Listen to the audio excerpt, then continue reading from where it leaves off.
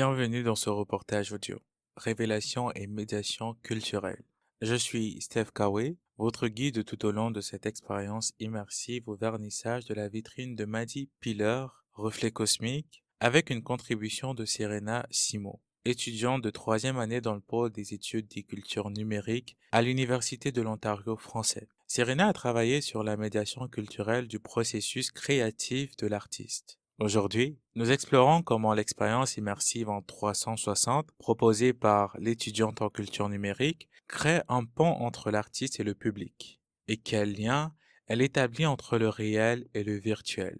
Avant toute chose, permettez-moi de mentionner que cette exposition a été rendue possible à travers la collaboration du Labo et l'Université de l'Ontario français. Retrouvons-nous après cette pause sonore pour une contextualisation de l'œuvre.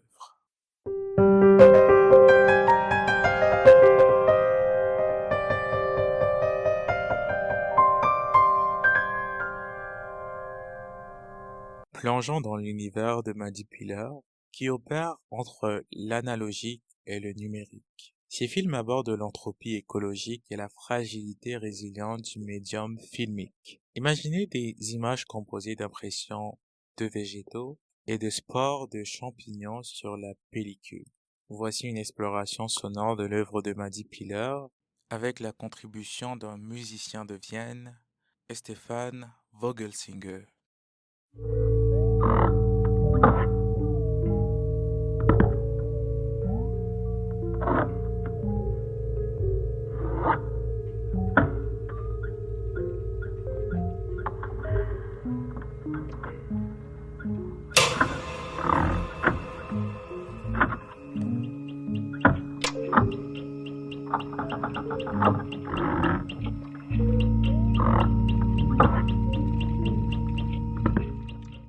Pour comprendre les motivations de Madi Piller et l'approche immersive de la stagiaire Serena, qui à travers des scans 3D et des entrevues réalisées en 360 a tenté d'expliquer le processus créatif de son artiste. Nous les avons rencontrés, écoutant respectivement leurs propres mots sur le processus créatif et l'expérience immersive.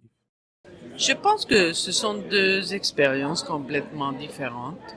Je pense que les casques sont plutôt une expérience ponctuelle dans l'espace, quelque chose qui t'amène dans une certaine réalité. La vitrine, dans ce cas-là, est conçue d'une façon plus de regard plus concret dans des éléments. Comme tu vois, le studio, c'est plein de choses. Alors, ton regard part un peu partout, quoi. Hein. Pas uniquement dans le sujet que je suis en train de traiter. Mais c'est naturel, quoi. On est tous curieux. Alors, s'il y a une personne qui parle et des gens qui passent derrière, on est attiré par les personnes qui passent derrière aussi. On focalise deux choses à la même fois. C'est un peu la curiosité de l'environnement. Tandis que la vitrine, elle est concrète. Ok. Alors, les deux sont un lien très intéressant parce que on peut voir que les éléments qui sont dans la vitrine qui sont concrets, qui sont uniquement un élément à la fois sur un fond blanc, te font voir une réalité complètement différente. Euh, Si tu vois pas le studio, tu n'imaginerais jamais que ces pièces-là ont venu d'un espace si chaotique.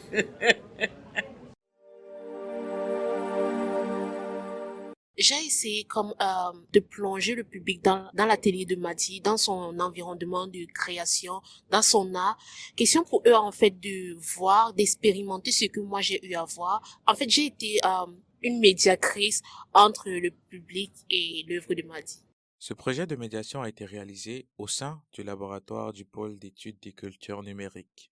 Un espace dynamique dédié à l'enseignement, la recherche appliquée, la formation et le prototypage de projets avec le milieu franco-ontarien. Il permet aux étudiants, étudiantes et aux professeurs de développer leurs compétences et de poursuivre leur travail sur des projets innovants en culture numérique.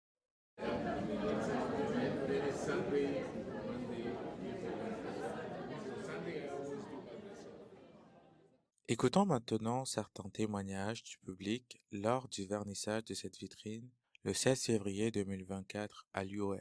Note importante, la vitrine restera installée jusqu'au 15 mars 2024. Commençons avec Sophie. Sophie travaille en tant qu'agente de développement philanthropique. Elle nous partage son sentiment après avoir visionné l'entrevue en 360 entre Madi Piller et Serena Simo à partir d'un casque de réalité virtuelle. Ouais, j'ai trouvé qu'il y avait une belle complicité entre les deux, donc j'ai trouvé que c'était un projet hyper enrichissant, je pense, pour les deux finalement, parce que ce soit pour l'artiste, mais aussi surtout pour l'étudiante, je pense qu'elle a appris beaucoup, et que ce soit au niveau du projet, mais je pense aussi humainement, et on voit que ça a créé une belle complicité entre les deux. Poursuivons avec les impressions de Mohamed, qui est le bibliothécaire de l'Université de l'Ontario français. Mohamed, quant à lui, trouve que cette expérience professionnelle vient compléter la formation de l'étudiante. Moi, je trouve que le travail de l'étudiant, des étudiants là, qui ont participé à ça, d'abord, ça rapporte quelque chose, pas à leur directement, mais au moins aux étudiants, là, cet enrichissement, cet apport qui est riche là, en matière d'apprentissage et de compréhension. Vis-à-vis de l'heure, je pense que les étudiantes, ils vont un petit peu comme rapprocher ou bien de réaliser ce qu'ils ont vu dans les cours de façon théorique à quelque chose de pratique, là, à quelque chose de concret, hein, de toucher, de voir comment le réaliser, je pense. Oui, c'est quelque chose qui rapporterait l'apport de l'étudiante là, est tout à fait remarquable à cet effet. Hugo, architecte et infrastructure et sécurité, quant à lui, nous partage sa conception du passage du réel au virtuel, ce qui illustre à la fois l'installation de l'artiste Madi Piller dans une vitrine disponible à l'entrée de l'Université de l'Ontario français et la médiation de l'étudiante Serena Simo. Pour ma part, moi je pense que c'est deux expériences différentes, d'accord. Effectivement, le réel existe et devra toujours exister, mais ça apporte aussi un autre parfum. Être transformé dans un monde virtuel, ça permet de voir des choses complètement différentes. Ça permet aussi de revivre des moments. C'est pour ça que je trouve que le virtuel peut amener une animation qu'on trouvera certainement pas dans le réel, puisqu'on peut revivre des moments comme là on voyait, puisqu'on voyait qu'il y avait une explication entre l'étudiant et l'artiste sur comment fonctionnait, comment l'ensemble fonctionnait. Donc c'est des choses qu'on peut voir grâce au virtuel, et je trouve que c'est complètement différent. C'est deux approches qui se complètent, et tout dépend le sujet, mais c'est clairement deux approches différentes. Terminons par le témoignage de Sarah, qui est l'une des professeurs qui a accompagné Serena dans sa médiation. Elle nous dit ceci par rapport au processus de production de la médiation culturelle de l'étudiante. Serena a vraiment fait un travail exceptionnel, vraiment irréprochable.